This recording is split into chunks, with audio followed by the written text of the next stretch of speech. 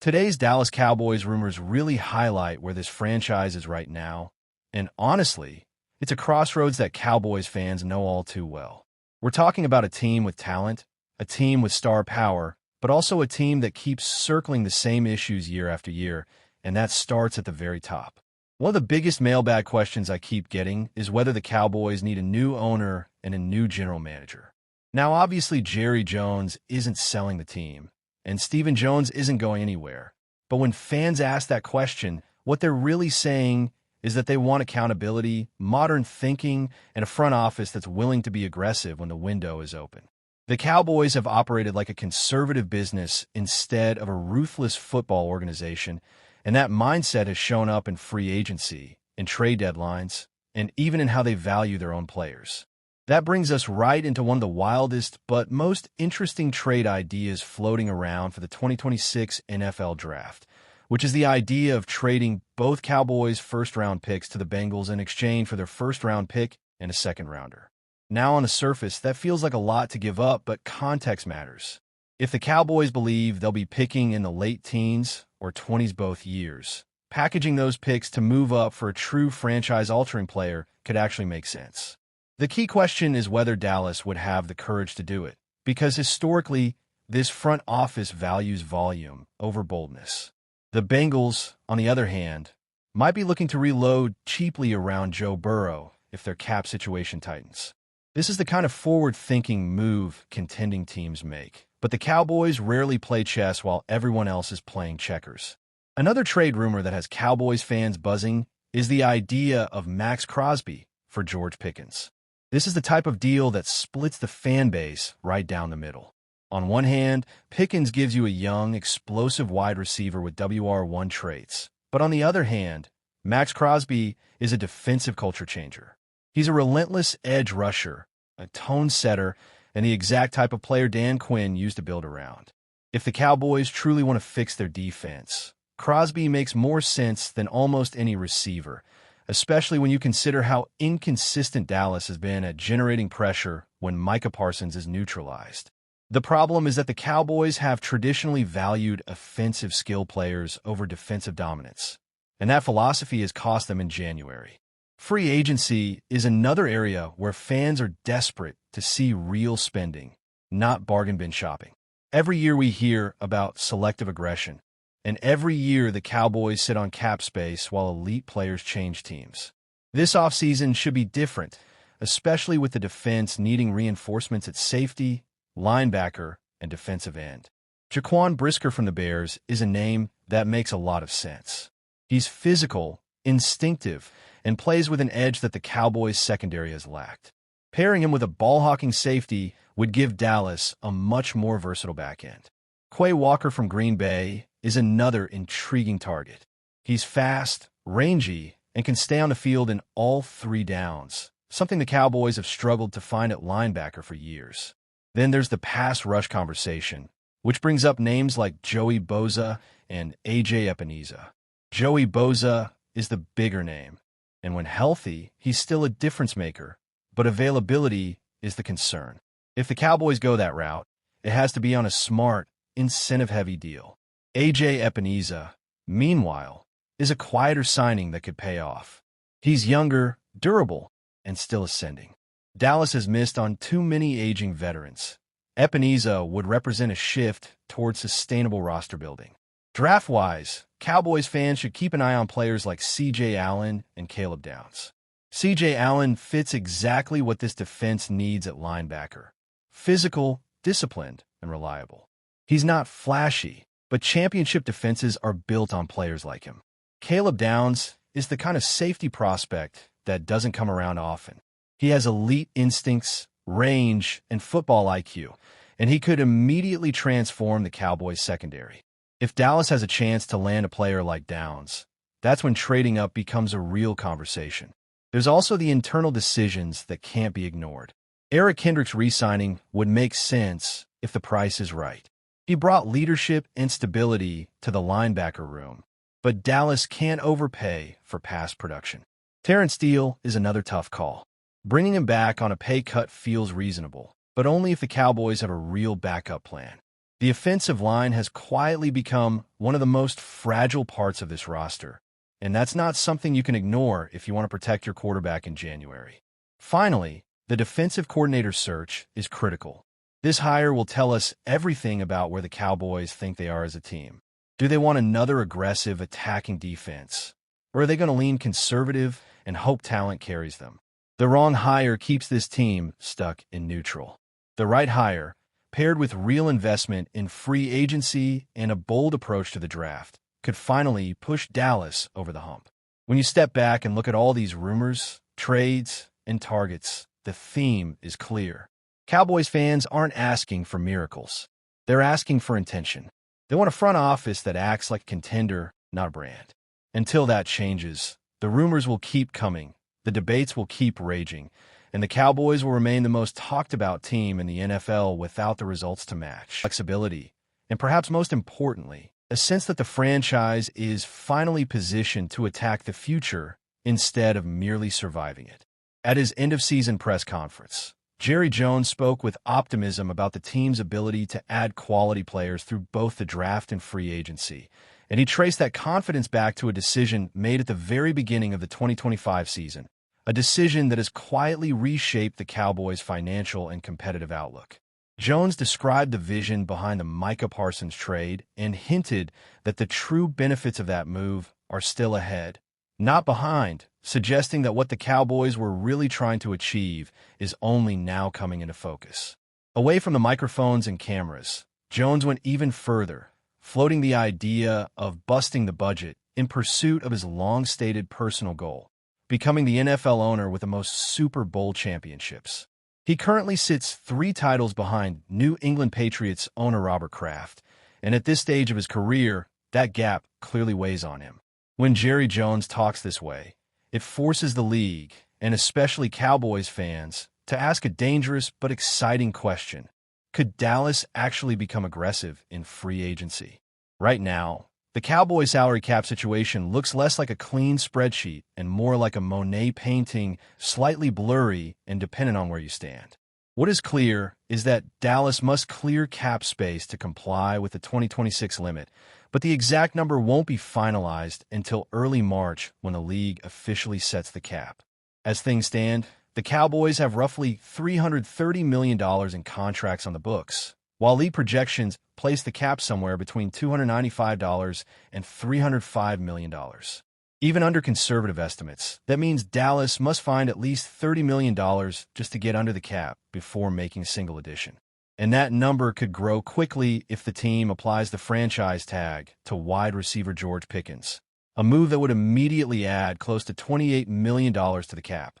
At first glance, this might sound like a financial nightmare, but the reality is far more manageable because the Cowboys have built their roster with restructures in mind. Dallas can generate upward of $100 million in cap space by restructuring contract for Dak Prescott, CeeDee Lamb, Tyler Smith, Osa Odigizua, Darren Bland, and Jake Ferguson, simply by reducing base salaries to the league minimum and converting the rest into bonuses. However, not every restructure is created equal, and there are legitimate long-term consequences to consider. Fully restructuring Dak Prescott's deal, for example, would push nearly $8 million per year into future cap figures from 2027 through 2031, ballooning his cap hit to over $75 million in 2027 and more than $85 million in 2028. While that move would provide immediate relief, it would also mortgage the future, and the Cowboys must decide whether short-term flexibility is worth long-term strain. A partial restructure may be the wiser path, preserving flexibility without completely overloading future seasons. The situation with Darren Bland is even more delicate. Coming off his second foot surgery in as many years, Bland presents both upside and risk. His fully guaranteed money expires after this season, which gives the Cowboys a relatively clean exit option in 2027 if things go south. Restructuring his deal now would increase future cap commitments at a time when his durability is uncertain. For that reason, the smartest approach may be to keep Bland's contract untouched unless circumstances force the team's hand later in free agency, during the summer, or near the trade deadline. The good news is that other restructures carry far less risk. By reworking the contracts of C.D. Lamb and Tyler Smith alone, Dallas can free up roughly $36 million in cap space, money that can immediately be put to use. If the Cowboys want to push even further, they can look toward extensions for defensive tackles Quinnen Williams and Kenny Clark, both of whom are under contract through 2027. Clark, in particular, is due an $11 million roster bonus by March 13th, creating urgency that could be leveraged into a cap-friendly extension. These types of moves highlight just how much flexibility the Cowboys actually have if they choose to use it. Among their 15 unrestricted free agents, 3 stand above the rest in importance. George Pickens, running back Javonte Williams, and defensive end Jadeveon Clowney. All 3 have expressed a desire to return, but each represents a very different challenge. Pickens is the most complicated. After arriving via trade from Pittsburgh, he delivered career highs across the board with 93 receptions, 1,412 yards, and 8 touchdowns. He is now positioned to demand top-of-the-market receiver money, potentially exceeding the $34 million per year deal C.D. Lamb signed 2 years ago. That reality is why many around the league believe Dallas will apply the franchise tag, buying time, but also introducing the possibility of off-season tension. The Cowboys dealt with a training camp hold-in from Micah Parsons last year, and Pickens shares the same agency, athletes first, raising the possibility of a similar standoff. Clowney's market value has also risen. He led the Cowboys with 8.5 sacks and finished the season strong despite entering his 13th NFL year. He has emphasized his desire to participate fully in the off-season program and training camp, something he believes will allow him to be more physically prepared than he was when he joined the team late last season. His on-field production is critical for a pass rush that struggled in 2025, and his off-field leadership has earned praise from head coach Brian Schottenheimer, particularly for his mentorship of younger players like Donovan Ezra. Javonte Williams presents a different kind of dilemma. He rushed for 1,201 yards, the most by a Cowboys running back since Ezekiel Elliott in 2019, but he did so on a $3 million salary. On the open market, that number is likely to double on a multi-year deal. Dallas can argue that production at running back can be found anywhere, pointing to Williams himself and Rico Dowdle, an undrafted free agent who also topped 1,000 yards. Whether the Cowboys are willing to pay Williams' market value will say a lot about how they view positional spending. Beyond unrestricted free agency, Dallas must also navigate restricted free agents, most notably All-Pro kicker Brandon Aubrey. Because he was undrafted, Aubrey is a candidate for the second-round tender, projected at just over $6 million. The Cowboys discussed a multi-year extension with his agent last summer, but failed to reach an agreement. Those talks could resume, potentially making Aubrey the highest-paid kicker in the league, while keeping his 2026 cap hit below the tender number. Guard T.J. Bass and Brock Hoffman also factor into this picture, both undrafted players who have proven reliable. Bass started 5 games last season and has shown he can hold down left guard if Tyler Smith stays at tackle, making him a strong candidate for a short multi-year deal that buys out his 2027 trends, positional value, and how these prospects might shape the future of teams like Dallas. This is about projection, development, and understanding how the modern NFL is evolving. Mel Kiper's board always sparks debate, and this year is no different. What immediately stands out is the heavy emphasis on quarterback play at the very top. That tells us something important right away. The 2026 class is shaping up to be defined by leadership, decision-making, and offensive control. In today's NFL, that's the currency teams are willing to pay top dollar for. Let's start at number 1. Fernando Mendoza, quarterback out of Indiana. Mendoza being ranked first overall may surprise casual fans, but when you turn on the tape, the logic becomes clear. He's calm in the pocket, processes defenses quickly, and doesn't panic under pressure. His mechanics are clean, and while he may not be the flashiest quarterback athletically, his football IQ and accuracy give him a very high floor. In a league where mistakes at quarterback can cost coaches their jobs, Mendoza represents stability. For teams looking to reset their franchise, that matters more than highlight throws. Right behind him is Dante Moore from Oregon, another quarterback but a very different style. Moore brings more natural arm talent and creativity. He can extend plays, attack downfield, and thrive in modern spread concepts. However, his game is still being refined. Decision-making consistency will be the key factor that determines whether he challenges Mendoza for QB1 status by draft time. From a Cowboys perspective, even if quarterback is an immediate need, this kind of talent always forces front offices to evaluate long-term options. At number 3, we see the first non-quarterback, Jeremiah Love, running back from Notre Dame. Running backs rarely crack the top 5 anymore, which tells you just how special Love is viewed. He combines vision, burst, and balance in a way that translates cleanly to the NFL. He's not just a runner. He's a complete offensive weapon.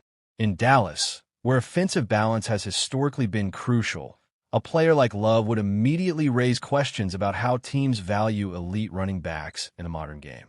Moving to number 4, Arvell Reese, linebacker from Ohio State, represents the continued importance of defensive versatility. Reese is not just a traditional linebacker. He's a space defender, a communicator, and a tone setter. He can cover tight ends, shoot gaps, and quarterback the defense. For teams like the Cowboys, who have invested heavily in defensive speed and flexibility, Reese fits the profile of what modern defenses demand. At number 5, Francis Mauigoa, offensive tackle from Miami, reminds us that the trenches still matter. Quarterbacks can't operate without protection, and Mauigoa brings size, footwork, and power. He's the kind of tackle who can start early in his career and anchor an offensive line for a decade. Dallas has always valued strong offensive line play, and prospects like Mauigoa will always be on their radar. Number 6 is David Bailey, edge rusher from Texas Tech. Bailey's ranking reflects the NFL's obsession with pass rushers, and for good reason. He's explosive off the line, relentless, and disruptive even when he doesn't record a sack. Edge defenders who can consistently pressure quarterbacks are among the most valuable assets in football, and Bailey fits that mold perfectly. Rounding out the top 7 is Caleb Downs, safety from Ohio State. Downs being this high shows